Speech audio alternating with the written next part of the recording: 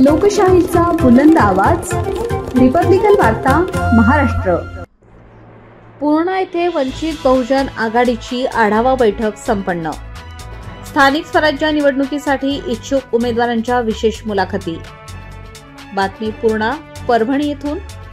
परभणी जिल्ह्यातील स्थानिक स्वराज्य संस्थांच्या आगामी निवडणुकीची रणधुमाळी सुरू असताना वंचित बहुजन आघाडीच्या वतीने दिनांक 3 नोव्हेंबर रोजी पूर्णा शहराजवळील प्राची पॅलेस येथे महत्त्वपूर्ण आढावा बैठक पार पडली।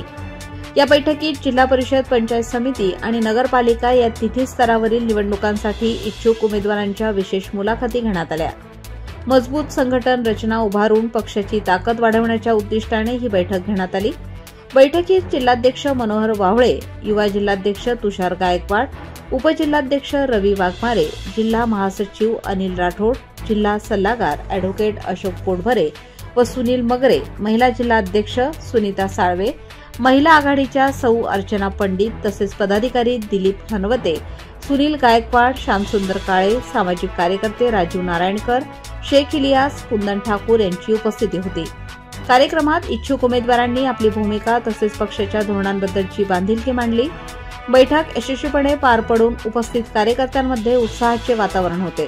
प्रक्रिया होणारी आहे त्या निमित्तानं आज जिल्हा परिषद, पंचायत समिती, नगरपालिका क्षेत्रातील इच्छुक उमेदवारांच्या मुलाखती घेण्यात आल्या आणि आदरणीय बाळासाहेब आंबेडकर यांच्यावर विश्वास ठेवून वंचित बहुजन आघाडीमध्ये शहरामध्ये साधारणतः रिपब्लिकन वार्ता महाराष्ट्र न्यूज साठी जिल्हा प्रतिनिधी Syed Salim सुहागनकर, Parbhani. Subscribe now and press the bell icon. Never miss an update.